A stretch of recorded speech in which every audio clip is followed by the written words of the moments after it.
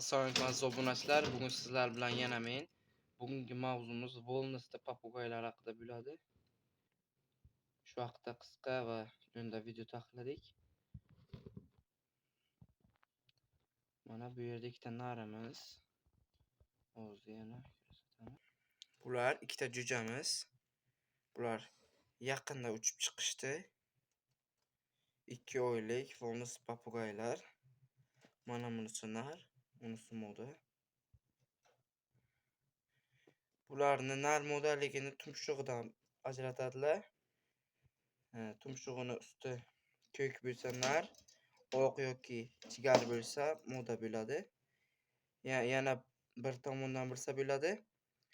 Bularni shu orqa tuxum qo'yadigan joyini barmog'inglar bilan bosib ko'rasizlar. Narniki qattiq bo'ladi, modaniki yumshoqroq bo'ladi. Shundan ham ajratib olsalaringiz bo'ladi. Mana bu yashilni parasi komikning ichida yotibdi. Hozirgi jo'jalarimiz ham shu yashil Volnos papugayimizni bolalari. Hozir ko'rsatayotgan ikkita jo'jamiz.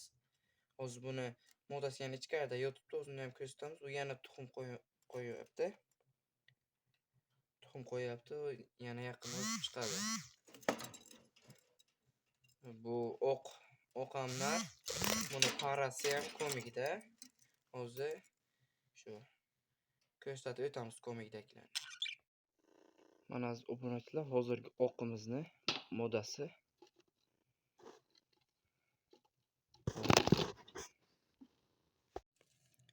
Mana aziz obunachilar, hozirgi yashil papugayimizni modasi. Bu ana tuxum qo'ydi, yana bosib yotibdi. Hozircha tagida bitta tuxum 5 ta 6 ta to'plab yotadi bular. Hozirgi jo'ja ko'rsatgan ikkita jo'ja mana shuni bolalari. Hozir bu yana tuxum qo'ygan.